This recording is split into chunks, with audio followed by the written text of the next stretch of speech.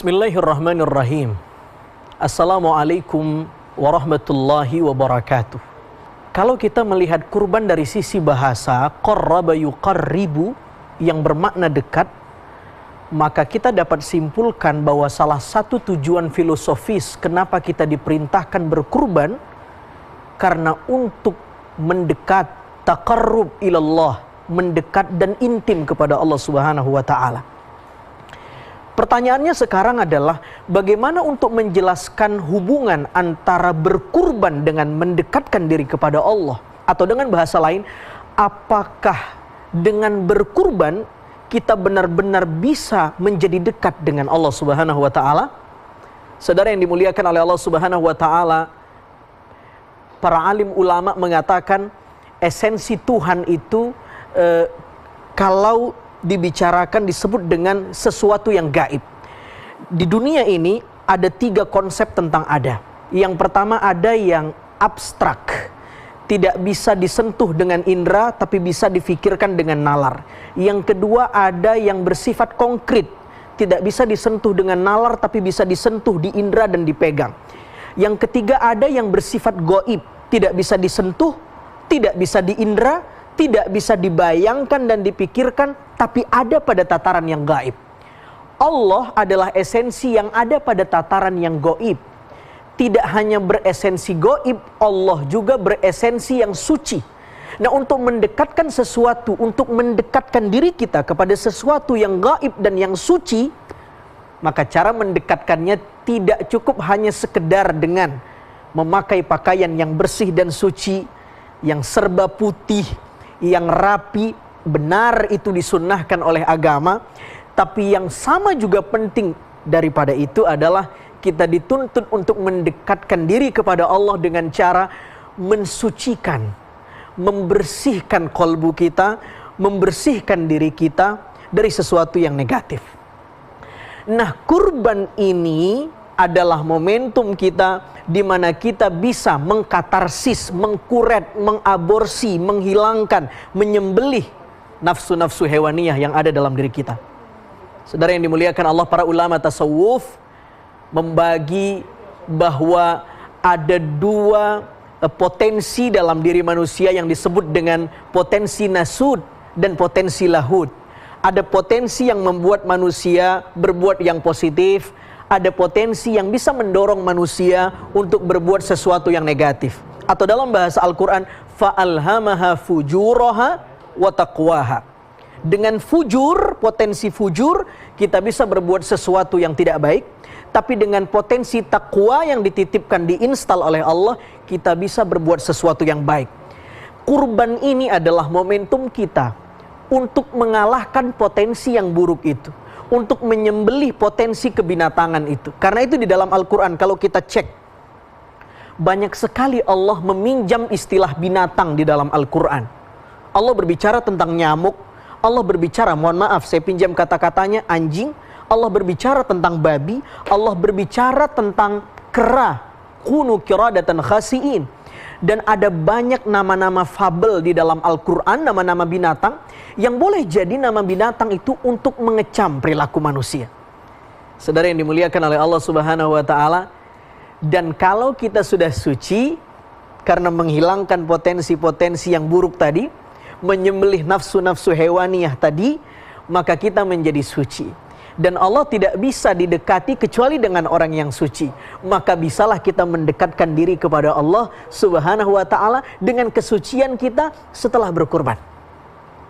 Jadi insya Allah bagi kita yang mendapatkan rizki di bulan ini untuk melaksanakan kurban, ketika kita hadir di masjid, di tempat-tempat penyembelihan, lalu ketika ingin dipotong hewan sembelihan itu, niatkan saat itu juga bahwa saya, ya Allah, sedang menyembelih nafsu hewaniyah dalam diri saya. Bukan cuma hewan yang kita beli 3 juta, 2 juta, 4 juta, 5 juta itu, tapi nafsu hewani yang ada dalam diri kita.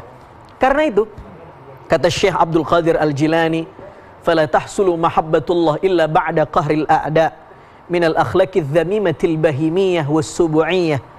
Orang tidak akan bisa dapat cintanya Allah kalau dia belum menyembelih nafsu-nafsu hewani dalam dirinya.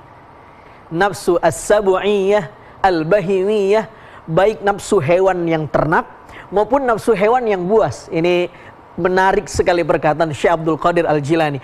Ada nafsu yang seperti hewan yang ternak, ya, makan, minum, tidur, bermalas-malasan. Tapi ada nafsu hewan yang buas, suka menyikut rekan kerja, ya, lalu kemudian memfitnah teman kerja, lalu kemudian usil kepada tetangga, serakah kepada orang lain. Nafsu hewan. Dan ini kalau masih ada dalam diri kita, kata Syekh Abdul Qadir Al-Jilani, tidak akan mungkin mendapatkan cintanya Allah Subhanahu wa taala. Karena itu benar sekali tema kita hari ini, bahwa kurban adalah jalan pintas untuk mendapatkan cintanya Allah Subhanahu wa taala, untuk mendekatkan diri kepada Allah Subhanahu wa taala. Lah kalau sudah kita mendekatkan diri kepada Allah, maka kita teringat dengan sebuah hadis qudsi yang diinformasikan oleh Nabi sallallahu alaihi wasallam, "Man taqarraba ilayya shibran taqarrabtu ilaihi dhira'an." Yang mendekat kepadaku, kata Allah, sejengkal, aku akan dekati dia sehasta. Maknanya adalah kalau kita aktif mendekati Allah, Allah lebih proaktif membalas cinta kita. Kalau kita proaktif mencintai Allah, Allah lebih super aktif mencintai kita. Mudah-mudahan kita benar-benar bisa memanfaatkan momentum kurban ini menjadi hamba yang Allah cintai.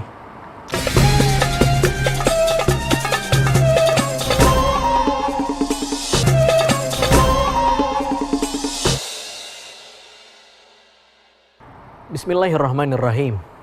Dalam Islam, kita mengenal ada banyak varian ibadah.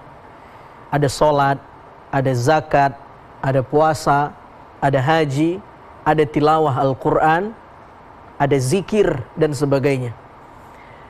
Kata Syekh Ali Al-Jurjawi, kenapa ibadah itu ada banyak variannya? Tanawu'ul ibadah. Karena memang ada banyak juga rizki yang diberikan Allah kepada kita, dengan berbagai macam varian rizki yang diberikan Allah. Rizki menghirup udara, rizki bisa sholat, rizki bisa beribadah, rizki bisa makan, ya, sampai rizki bisa membuang hajat. Itu juga rizki, sehingga cara mensyukurinya pun dengan berbagai macam ibadah yang diperintahkan Allah kepada kita. Dan uniknya, ibadah-ibadah yang ada di dalam agama ini punya titik tekan masing-masing. Ibadah Al-Quran misalnya, ibadah yang mengandalkan aksen suara, itu disebut dengan ibadah sautiyah, ibadah suara. Atau zikir misalnya, yang titik tekannya ada pada kehadiran qalbu, dia disebut dengan ibadah qalbiyah. Atau misalnya saum, ya, yang titik tekannya ada pada kekuatan ragawi menahan lapar dan haus, dia disebut dengan ibadah badaniyah. Atau mengeluarkan zakat, sedekah, infak, dia disebut dengan ibadah maliyah. Nah, kurban ini, ya, dia adalah ibadah ramziyah, ibadah simbolik, ya. Karena nanti kita akan bicara bahwa salah satu simbol kunci dalam ritual kurban ini adalah hewan. Ibadah yang syarat dengan simbol. Karena dia disebut dengan ibadah simbolik, ya, maka semakin kita bisa memaknai simbol-simbol yang ada dalam ritual kurban, maka semakin khidmat dan khusyuk kita memaknai ritual kurban ini. Jangan sampai ada penafsiran-penafsiran yang liar, yang rancu terhadap kurban. Misal begini, ini kenapa Islam mengajarkan kurban, membunuh hewan secara masif di bulan Zulhijjah? Ini jangan-jangan syiar radikalisme yang dipertontonkan secara kolosal saja, atau apalah stigma-stigma negatif. Kenapa penafsiran-penafsiran liar seperti ini terjadi? Boleh jadi karena kurban yang tadinya ibadah simbolik, tapi ditafsirkan secara letterlek, maka nggak ketemu. Maka kita harus memaknai apa simbol-simbol yang ada dalam ritual kurban ini. Yang pertama adalah simbol Nabi Ibrahim. Nabi Ibrahim adalah simbol loyalitas penghambaan. Di posisi Nabi Ibrahim sebagai seorang nabi, namanya disebut 69 kali di dalam Al-Quran, menduduki posisi Khalilullah, kekasihnya Allah Subhanahu wa taala. Dan Allah ingin uji personalitas Nabi Ibrahim, apakah dia benar-benar kekasihnya Allah? Mana yang lebih dia cintai, anaknya atau Allah? Wa minan nasi may yattakhidhu min dunillahi andada yuhibbunahum kahubbillah. Betapa banyak manusia yang dia lebih cinta kepada sesuatu ketimbang mencintai Allah. Maka Nabi Ibrahim diuji benar itu. Diuji benar. Maka ya lewat mimpi, Masya Allah, mimpi berkali-kali dengan isi mimpi yang sama disuruh menyembelih anak, Nabi Ibrahim tunaikan mimpi itu. Perintah yang tidak masuk akal sebenarnya. Dan kalau kita bertanya, kenapa sih Allah harus menyuruh Nabi Ibrahim menyembelih anaknya? Inilah drama pengorbanan yang sudah didesain sama Allah Subhanahu wa taala untuk ya membuktikan kualitas cinta, ya, pengorbanan kehambaan Nabi Ibrahim, dan itu terbukti. Yang kedua, Nabi Ismail. Ya, Nabi Ismail itu adalah simbol segala sesuatu yang melekat di hati kita selain Allah. Boleh jadi hari ini ada di antara kita yang mengismailkan rumah baru kita, mengismailkan mobil mewah kita, mengismailkan popularitas kita, mengismailkan deposito kita. Boleh jadi. Dan kita dituntut bagaimana bisa menyembelih Ismail dengan bentuk yang berbeda itu. Ya, dengan bentuk yang berbeda itu. Kita tahu dalam sejarah para muarikh mengatakan Nabi Ibrahim saat berada di Kaldan berhasil mensweeping patung-patung berhala, kecuali satu berhala besar yang bernama Marduh. Ketika ditanya kenapa semua berhala ini menjadi tumbang, ternyata Ibrahim punya argumen, itu kapaknya lihat ada di tangan Marduh, berarti Marduh yang hancurkan patung-patung itu. Ya, Allah seakan-akan ingin katakan, hei Ibrahim, kau berhasil mensweeping patung-patung berhala besar itu, tapi bisa tidak engkau menyembelih berhala kecil yang bernama Ismail, yang boleh jadi ada potensi engkau mencintai anakmu melebihi engkau mencintai Allah. Maka Ismail alaihissalam adalah simbol sesuatu yang boleh jadi lebih kita cintai daripada Allah Subhanahu wa taala. Yang ketiga adalah hewan itu sendiri yang kita bicarakan di awal. Ini adalah simbol inti dalam ibadah kurban, simbol kunci. Di mana kenapa harus hewan? Yang pertama, Allah ingin ajarkan agar kita yang menyembelih nafsu hewani dalam diri kita. Yang kedua, kenapa Ismail alaihissalam dibadalkan dengan seekor kibas? Karena Allah ingin ajarkan pada akhir drama pengorbanan ini, seolah-olah Allah ingin katakan tidak boleh membunuh. Tidak boleh membunuh manusia atas nama apapun tanpa alasan yang tidak dibenarkan. Karena pada masa itu kalau ada permintaan, ya, ada sesuatu yang dimintai oleh masyarakat, maka cara mempersembahkan atau menuntut permohonan kepada para dewa saat itu adalah dengan menumbalkan anak manusia agar permintaan mereka dikabulkan. Menumbalkan anak manusia. Allah ajarkan dengan drama pengorbanan ini, pada akhirnya Ismail alaihissalam dibadalkan dengan seekor kibas. Tidak ada anak manusia yang tertumpah darahnya kecuali binatang, dan binatang itu adalah simbol di mana kita harus menyembelih nafsu hewaniah kita. Yang terakhir adalah takbir.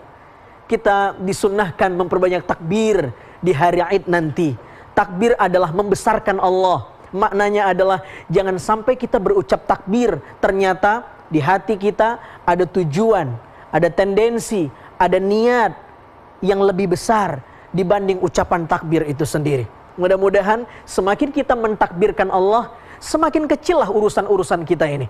Termasuk COVID-19 yang hari ini masih menghantui kita, yang kita anggap besar. Insya Allah dengan takbir di hari Id ini tidak ada yang lebih besar dibanding Allah Subhanahu wa ta'ala, Allah yang maha superioritas.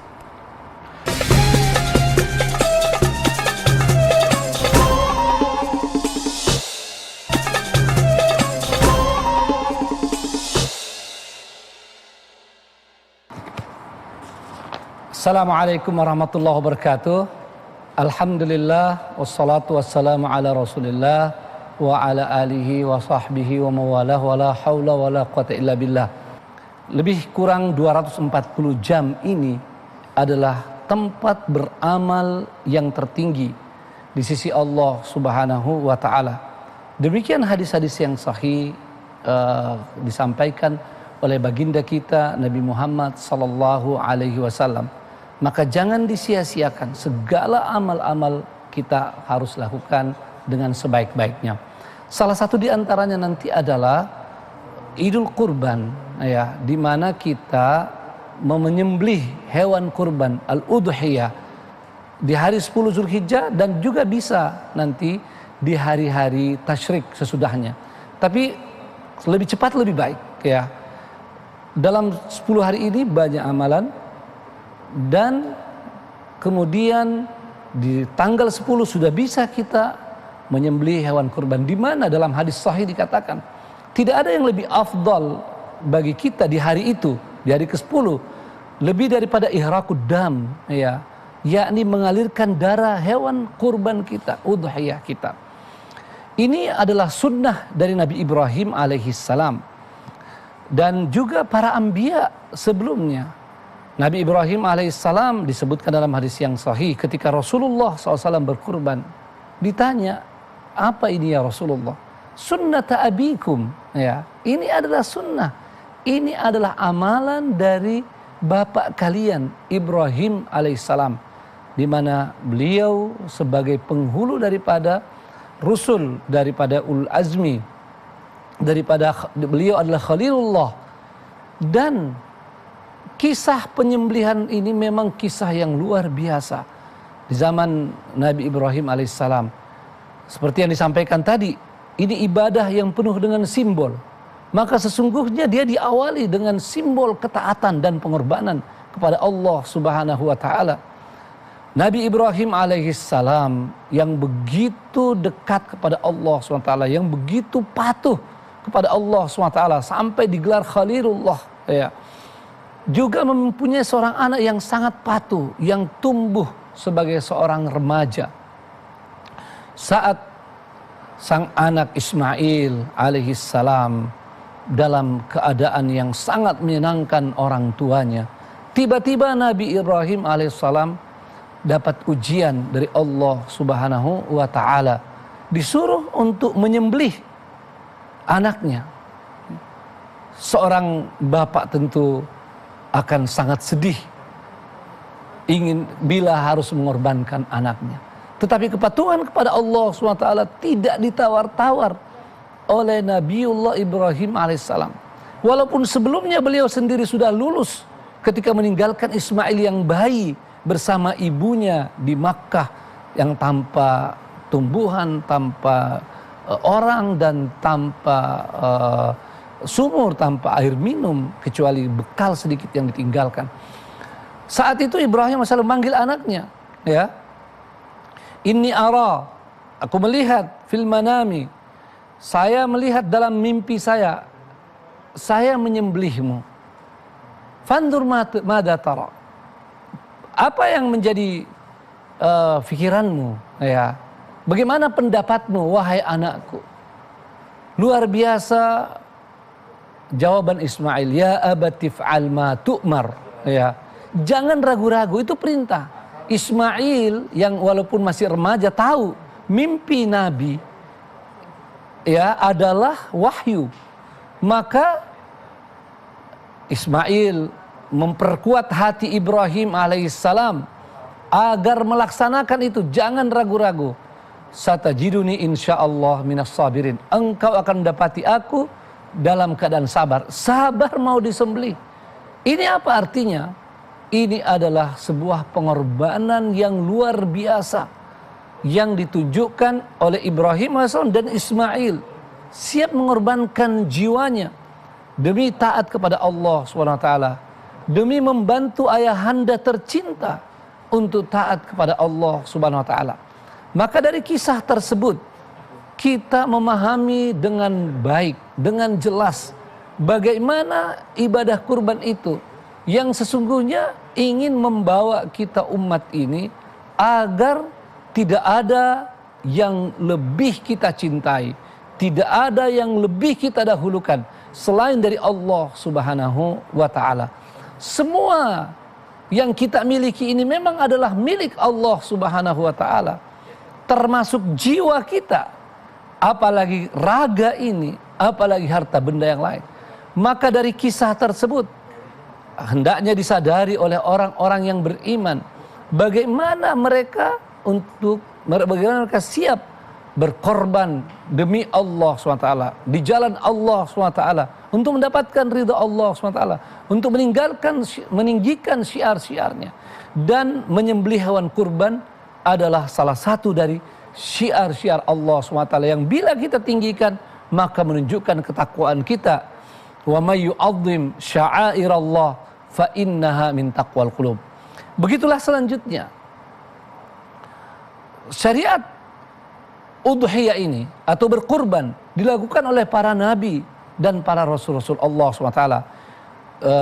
Pada umat Nabi Musa alaihissalam juga melakukan udhiyah, dan mereka melakukannya dengan suatu ukuran tertentu, suatu petunjuk tertentu, dengan unta merah ya yang mereka kurbankan. Begitu juga pada Nabi Yusuf alaihissalam, pada Maryam dan seterusnya, pada Nabi Isa, semuanya mengetahui dan melaksanakan ibadah kurban ini, ya udhiyah ini sebagai taqarrub ilallah, dan sekaligus menunjukkan bahwa mereka siap untuk memberikan yang terbaik segala-galanya untuk Allah Subhanahu wa taala.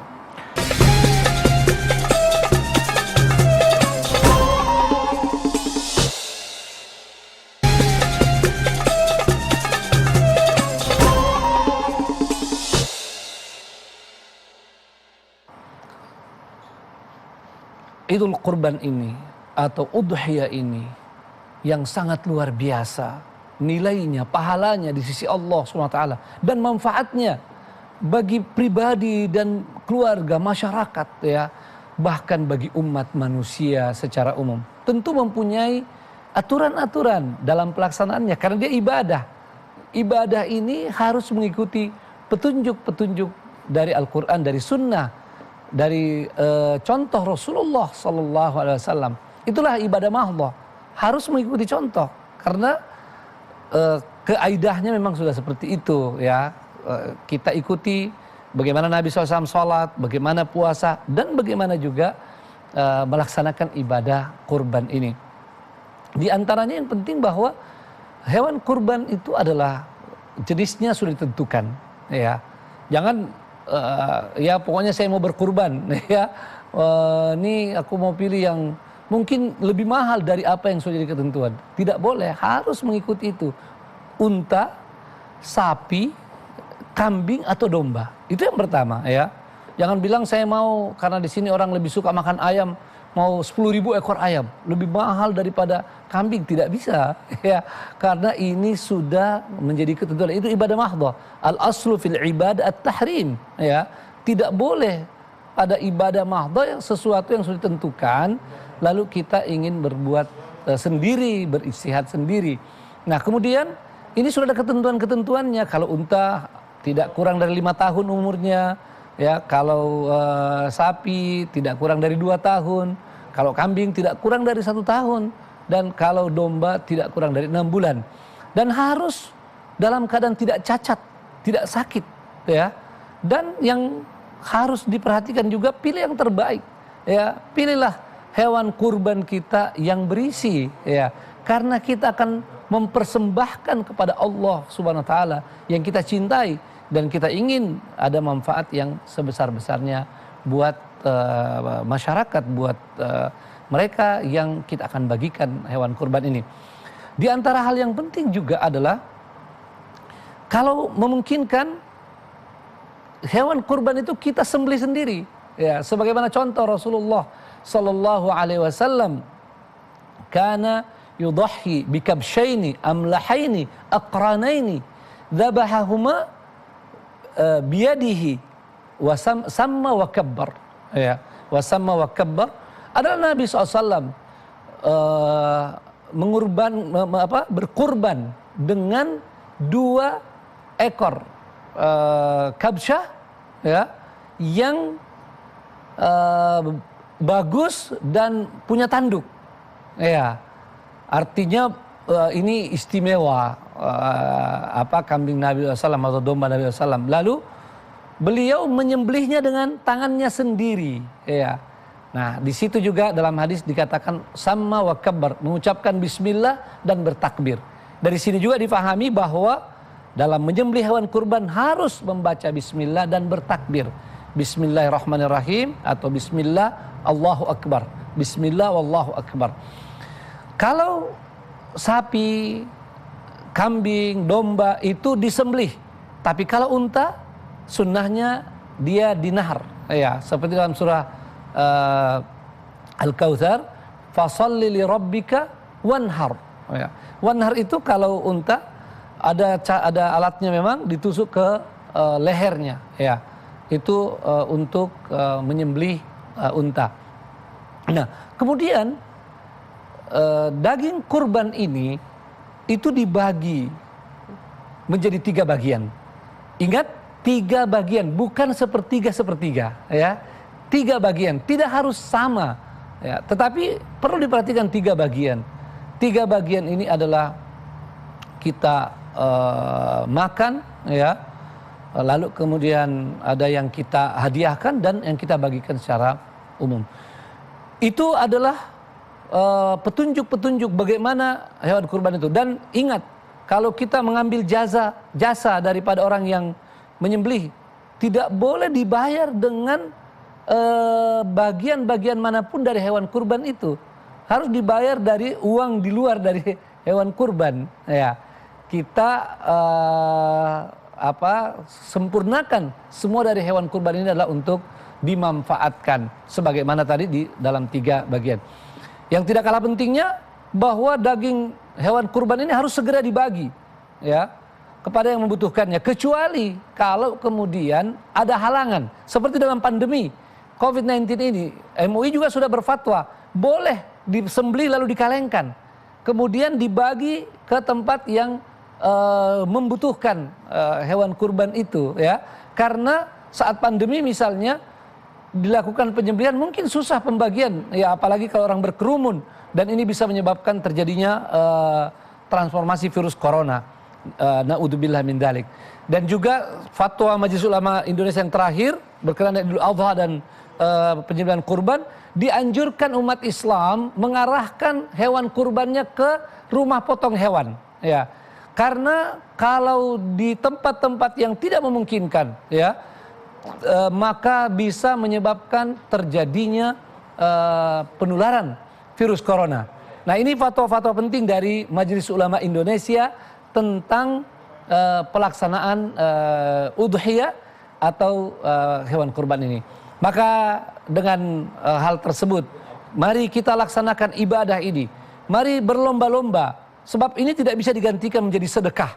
Dia tetap adalah ibadah udhiyah. Semaksimal mungkin kita laksanakan. Sedekah juga lain babnya, ya.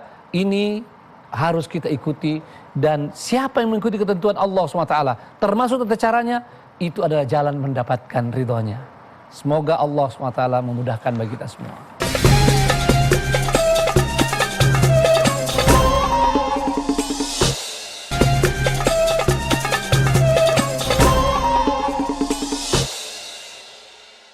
Dan selanjutnya kita akan menjawab pertanyaan-pertanyaan yang telah Anda kirimkan melalui Instagram. Terima kasih Bang Yanda telah mengirimkan, dan insya Allah pertanyaan-pertanyaan yang terseleksi ini akan semakin melengkapi tema bahasan kita tentang kurban. Pertanyaan pertama kepada Ustadz Azhari dengan penjelasan yang menarik sekali tadi ketika Nabi Ibrahim diperintahkan untuk menghancurkan berhala-berhala, ternyata ada satu yang akan diuji oleh Allah, anak yang tercinta. Ini artinya menyimpulkan bahwa ada satu berhala yang harus dihancurkan. Nah, ini apakah juga terjadi pada masa Rasulullah ketika Rasulullah memiliki 2 anak yang lucu-lucu pada saat itu, akhirnya dipanggil oleh Allah pada usia yang sangat muda, putra-putranya. Apakah bisa dimaknai seperti yang terjadi pada Nabi Ibrahim, Ustadz Azhari? Bismillahirrahmanirrahim. Ya, yang pertama saya meyakini betul bahwa kualitas keimanan Nabi Ibrahim atau Nabi Muhammad SAW tentu tidak perlu kita ragukan. Iya. Hanya saja boleh jadi pensyariatan kurban itu adalah litarbiyah buat umatnya masing-masing, bahwa dalam proses menyembelih itu tidak hanya hewan kurban yang harus kita sembelih, tapi hegemoni nafsu hewaniyah yang boleh jadi bersarang dalam diri kita itu. Nah, anaknya Nabi SAW ternyata juga diwafatkan dalam usia yang masih muda. Dan dalam riwayat dikatakan Nabi menitikkan air mata. Para sahabat kemudian bertanya, "Ya Rasul, engkau menangis. Ya, bagaimana ini tangisan engkau ya Rasul, kata Nabi SAW, ini adalah tangisan tanda cinta, tangisan yang bermakna rahmat, menangis karena ditinggal oleh seseorang, anak, pasangan yang kita cintai, itu tidak ada masalah. Yang tidak boleh adalah menafikan takdir Allah, ya, mengecam takdir Allah, atau tidak menerima ketetapan yang Allah berikan. Di situ menunjukkan betapapun bahwa Nabi menangis, tetap bahwa Nabi menerima takdirnya Allah Subhanahu wa taala, dan tentu pasti kita meyakini bahwa Nabi adalah manusia yang tidak mungkin, pasti itu Nabi mencintai Allah dibandingkan apapun. Seperti ayat yang kita bacakan tadi, wa minan nasi may yattakhidhu min dunillahi andada yuhibbunahum kahubbillah. Al-Qur'an menyindir ada banyak manusia yang mencintai sesuatu melebihi cintanya kepada Allah.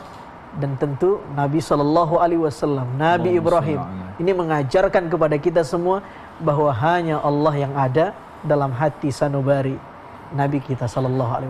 Artinya kesedihan, tangisan adalah sesuatu yang sifatnya sangat manusiawi sekali. Sangat begitu, manusiawi. Dari sisi itu sangat manusiawi dan tidak ada masalah. Justru kalau Nabi tidak nangis waktu itu jadi pertanyaan. Di mana sisi emosionalitas Nabi?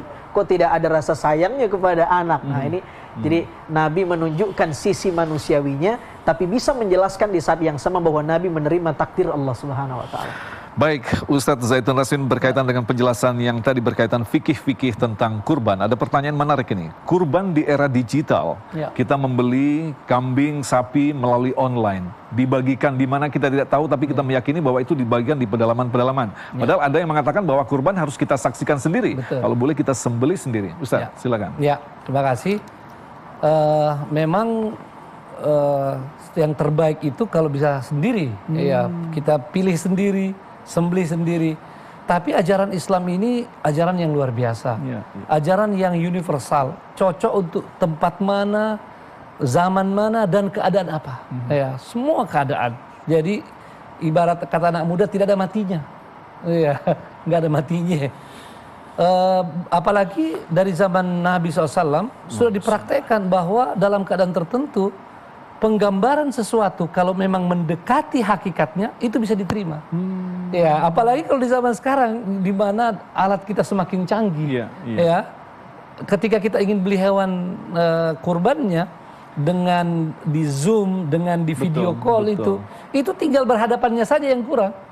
Ya, yang lainnya semua. Ya, semua persis. Nah, termasuk penyembelihannya. Ketika kita tidak mampu, memang bisa diwakilkan. Dari zaman Nabi juga begitu. Ya, dari zaman Nabi bisa diwakilkan kepada orang untuk menyembelihnya. Maka kita bisa wakilkan orang menyembelihnya dan kita saksikan dari rumah. Bahkan sekarang ini saya mengatakan melalui video call, melalui Zoom, ada hal-hal yang lebih mudah dibandingkan langsung, seperti belajar mengaji. Belajar mengaji sekarang kalau mau membetulkan makhraj, itu lebih bagus lewat video call, lewat Zoom, karena bisa lihat langsung mulutnya guru itu tanpa harus kita malu, dekat, bau dan sebagainya. Paket banyak. Bertalaki online begitu. Iya, bertalaki online. Maka alhamdulillah MUI juga sudah memfatwakan itu, ya, jadi supaya menghindari kerumunan, mereka dan keluarga yang berkurban itu tidak usah datang. Ya, termasuk di RPH-nya tidak usah, dipercayakan ada yang mewakili, ya, lalu divideokan bisa, dan kemudian diamanahkan yang bisa menyebarkannya. Karena itu juga kita perlu bagaimana melakukan ta'awun, ya, tolong kerjasama. Banyak lembaga-lembaga Islam misalnya yang memang sudah menjadi salah satu spesialisasi mereka. Ketika diamanahkan pada mereka bisa lebih baik hasil daripada kita. Sebab mereka lebih tahu bagaimana jenis hewan kurban yang berkualitas, cara penyembelihan yang benar-benar islami, dibagikan kemana juga mereka lebih tahu. Ya. Nah ini suatu jalan bahwa di zaman kita ini tidak ada halangan. Ya, jadi jangan ragu-ragu untuk melakukan penyembelihan. Tapi apa memang benar Ustadz, ketika kita menyembelih di wilayah tertentu kita harus membagikan di wilayah itu. Sementara kalau kita online kita harus lempar ke pulau mana, di daerah mana, begitu Ustadz? Tidak ada keharusan. Ya, prioritas ada. Kalau prioritas ada, kita berkurban di sini, prioritas yang dekat-dekat. Itu ajaran itu Islam berlaku umum itu, termasuk kita punya makanan bagi yang dekat dulu, ya, dan seterusnya. Tetapi ketika ada kendala atau tidak diperlukan di sekitar situ, maka ke ujung dunia juga boleh. Seperti itu. Bahkan dibentuk dengan kaleng-kaleng sekarang gitu ya. Itu sekarang diawetkan agar sampai di tujuan bisa langsung dimakan begitu ya Ustaz. Iya, karena sekarang misalnya daging kurban itu kalau tidak cepat dibagi bisa rusak. Busuk, ya. Nah, Islam tidak menghendaki itu. Maka lebih bagus dikalengkan saja, membaginya juga dengan tenang kepada orang-orang yang memerlukannya. Baik Ustadz Azhari, ini pertanyaan kita sepertinya adalah masalah kita bersama nih. Ketika kita membagi daging kurban, seberapa besar bagian daging yang untuk diri kita? Ada yang bilang mengatakan saya minta pahanya, saya minta ini. Sebenarnya kita niat berkorban atau sebenarnya bagaimana penjelasannya Ustaz? Iya, tadi sebenarnya sudah dijelaskan oleh Pak Kiai Zaitun, ya, dibagi tiga buat kita, lalu hadiah, lalu kepada orang yang membutuhkan betul-betul.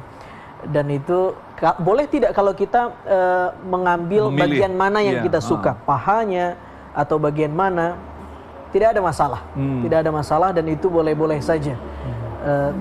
Yang sekarang ini malah banyak pertanyaan itu Mas Agung, ya, apakah kita boleh mencukur rambut atau kuku katanya. Memotong kuku sebelum kita. Ini juga sering terjadi. Nah itu gimana jawabannya Ustaz? Itu jadi pertanyaan ya, itu problematika fikih musiman menjelang Idul Kurban biasanya.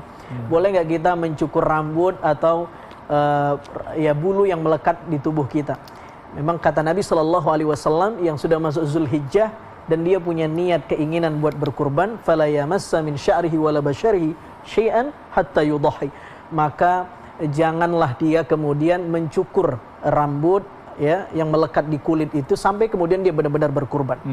Para ulama memang berbeda pendapat ini. Marji domirnya ke al-mudahi atau al-mudaha, ke kurbannya, ke hewan kurbannya yang nggak boleh, atau ke si pekurbannya. Betul. Ada yang mengatakan yang dimaksud adalah bulu hewannya. Ada yang mengatakan yang dimaksud adalah rambut kita gitu toh. Bulu yang ada di tubuh kita yang berkurban, si pekurbannya yang nggak boleh. Dari mulai 1 Zulhijjah atau kapan kita berniat maka nggak boleh. Saya baca banyak pendapat ulama, salah satunya misalnya Al-Maghfurlah Ki Haji Ali Mustafa Ya'qub dalam tulisan beliau mengatakan ketika beliau mengkaji hadis ini secara tematis, dilengkapi dengan hadis yang ada dalam At-Tirmidzi menunjukkan yang dimaksud adalah bulu hewannya. Tentu ini satu pendapat, tidak tunggal penafsirannya. Kalau saya terima aja dua-dua pendapatnya, ya kita nggak usah motong rambut yang melekat di tubuh kita, dan juga nggak ada kerjaan motong bulu yang ada di hewan. Dua-duanya menguntungkan. Kalau kita sepakat dengan pendapat yang mengatakan bulu si pekurbannya, nanti tukang cukur yang dapat berkahnya. Habis Idul Adha banyak yang potong rambut. Ya, atau kalau kita sependapat dengan pendapat yang kedua, ya bulu hewannya, yang tukang jual kurbannya dapat berkahnya. Pasti dia bilang, oh ini rambutnya lebih banyak ini hewannya Pak. Gitu.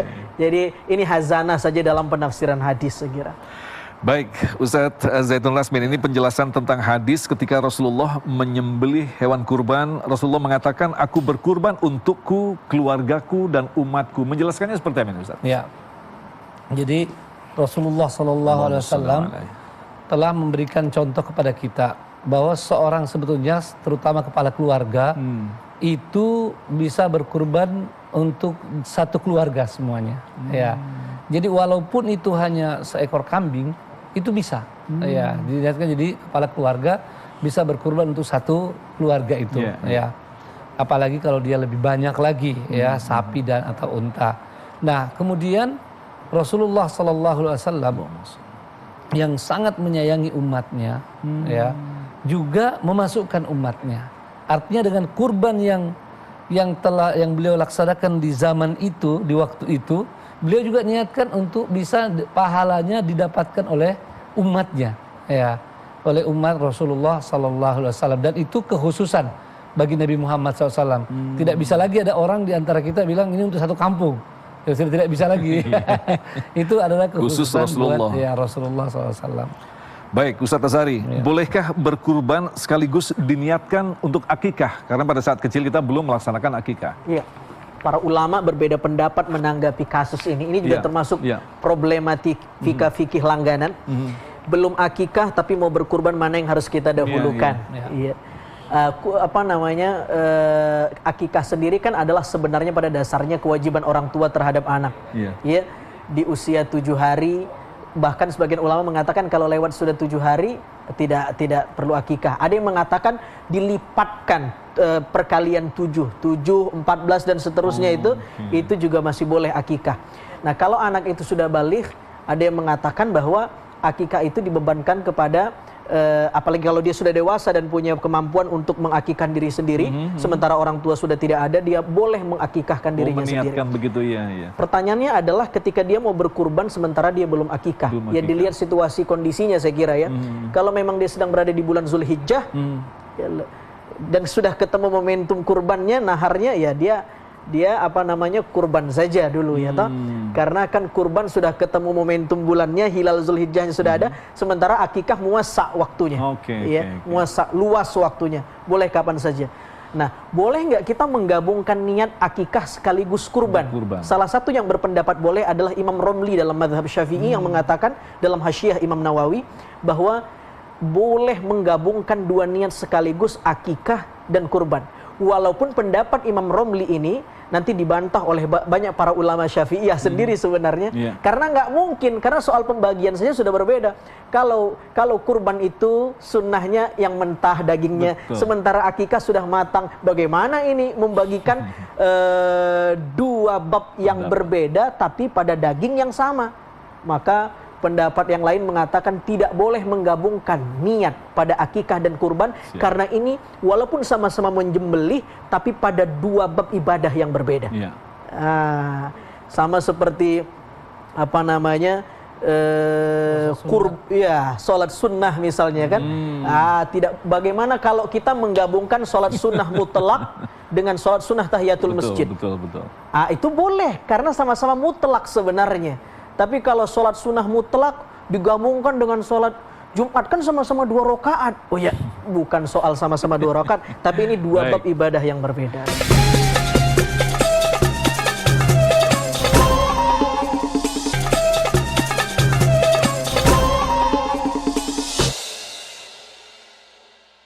Kita akan lanjutkan lagi untuk menjawab pertanyaan berikut. Ustadz Zaitun Rasmin, apakah orang yang masih memiliki hutang boleh berkorban?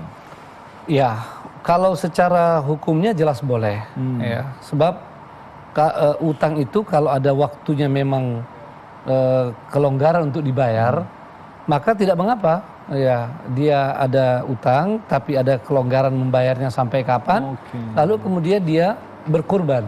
Ya, sama juga dengan orang berutang, ada utang tapi dia mau haji. Ya, tapi kalau utang itu memang utang yang harus segera dibayar, dahulukan bayar utang. Dahulukan bayar utang, karena bagaimanapun seorang ya tidak wajib untuk melakukan sesuatu, walaupun ini sunnah muakkadah ya. Ya, sunnah muakkadah. Sedangkan yang wajib aja bisa gugur kalau dia, misalnya zakat, gara-gara dia bayar utang, maka dia nggak wajib bayar zakat. Ya. Nah, apalagi yang sunnah muakkadah seperti ini, maka dia boleh untuk dia harus bayar utang dulu. Ya, bayar utang. Karena itu bisa menjadi terbawa dalam hidupnya kalau dia meninggal nanti, ya padahal utangnya sudah jatuh tempo ini, dia tidak bayar, itu adalah menjadi satu dosa karena itu adalah janji. Nah, maka kita anjurkan untuk mendahulukan membayar utang. Tetapi kalau yang tempat kita berutang memberi waktu dan kan. Kalau sebetulnya kalau sekarang ini yang tidak berutang saja boleh berkurban, tidak ada pengusaha yang tidak berkurban. Karena semua tergantung pada hutang. Salah satu fikih mu'asirah. Perputaran ekonomi karena ada salah satunya hutang di situ. Coba tanya pengusaha, mereka bilang nggak ada pengusaha kecuali punya utang. Nah, jadi ini utang yang istilahnya memang sudah ada jadwal pembayaran. Artinya kalau orang kan hutang itu tergantung tenggat waktu begitu, apalagi kurban bisa dilakukan di setiap tahun begitu ya. Seperti itu, ada harta benda yang bisa pakai membayar. Bayar dulu hutangnya begitu Kiai. Inilah salah satu fikih. Yang paling penting begitu. Ya, salah satu fikih yang kita pahami. Ya, sebab kalau salah maka kasihan nih pengusaha tidak ada yang berkurban. Nanti ada alasan, aneh mau beli kurban utangnya ntar dulu ya. Padahal Ustadz Azhari, oke, ini kalau kita tahu bahwa ibadah haji itu ada amalan-amalan yang bisa dilakukan ketika kita tidak mampu untuk melaksanakan, ada amalan-amalan yang setara dengan ibadah haji. Nah, lantas sekarang bagaimanakah dengan ibadah kurban? Apakah ada amalan-amalan yang setara dengan ibadah kurban itu sendiri ketika kita belum mampu untuk melaksanakannya? Ya, Bismillahirrahmanirrahim. Saya kira kalau soal setara dan tidak setara itu ada pada kalkulasi Allah, dan tentu hitung-hitungan Allah berbeda dengan hitung-hitungan kita. Yang harus kita fahami adalah Islam memberikan kesempatan yang sama kepada semua penganutnya untuk bisa beribadah mastata'tum dalam bahasa hadis itu sesuai dengan kemampuan kita. Boleh jadi kalau kita tidak punya uang yang cukup, lalu tidak bisa berkurban, tapi ada ibadah sosial yang bisa kita lakukan, walau hanya sekedar ikut menjadi petugas, ya, panitia pemotongan hewan kurban, ya, pendistribusian hewan kurban. Saya kira itu bisa kita lakukan. Yang fatal adalah misalnya kita punya deposito untuk berkurban, tapi kita malah lebih beli sepeda lipat gitu daripada berkurban. Gitu. Padahal di sini ada fikul aulawi, skala prioritasnya. Wah, di depan mata kita ini ada momentum buat berkurban. Iya, kalau sepeda lipat kan boleh nanti nabung lagi. Harganya puluhan juta nih. Iya, harganya puluhan juta. Ini saya bukan nyalahin sepeda lipatnya, saya juga punya sepeda soalnya. Ya, tapi nggak nyindir siapa-siapa. Nggak nyindir siapa-siapa. Cuman nggak bisa dilipat ya, cuman nggak bisa dilipat gitu ya. Mudah-mudahan rizki kita bisa kurban, bisa beli sepeda lipat. Nah, itu yang lebih cakep. Jadi kalau kita nggak mampu, memang walau sudah berusaha, kita bisa berbuat yang lain lah, jadi panitia kurban, pendistribusi kurban, atau kalau sekarang kurban virtual online kita bisa jadi operatornya, dan lain-lain sebagainya. Saya kira banyak amal-amal soleh yang kita bisa bergabung di sana. Saya kira itu, Mas Agung. Lantas maka berhati-hatilah ketika kita diberikan kelebihan oleh Allah tentang harta. Bisa jadi disitulah Allah menguji kita, apakah kita akan mewujudkan harta kita sebagai berhala pada saat Nabi Ibrahim menghancurkan berhala-berhala. Disinilah pentingnya kita mendapatkan yang terbaik dari Allah, dan kita akan mengembalikan yang terbaik bagi Allah. Akhirnya saya Agung Izul Haq dan kerabat kerja Damai Nusaku serta pendukung acara ini Sarung Wadimor tentu saru kita mengucapkan terima kasih atas perhatian Anda. Sampai jumpa minggu depan. Assalamualaikum warahmatullahi wabarakatuh. Assalamualaikum warahmatullahi wabarakatuh. Allahumma qsim lana min khasyatika ma tahulu bihi bainana wa baina ma'siyatik, wa min ta'atika ma tuballighuna bihi jannatak, wa minal yaqini ma tuhawwinu bihi alaina masaibad dunya.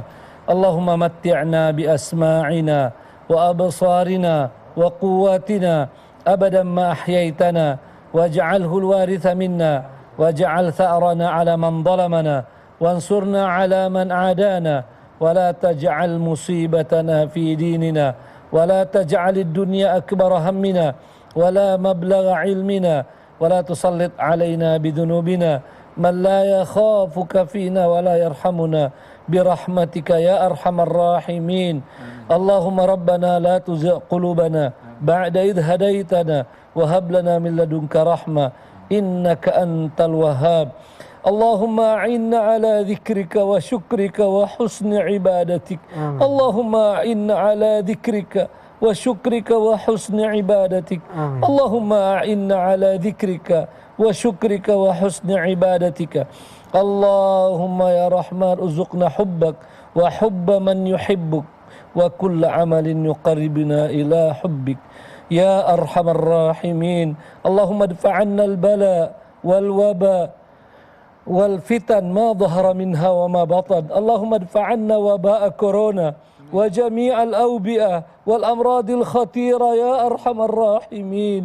اللهم ربنا آتنا في الدنيا حسنة وفي الآخرة حسنة وقنا عذاب النار والحمد لله رب العالمين.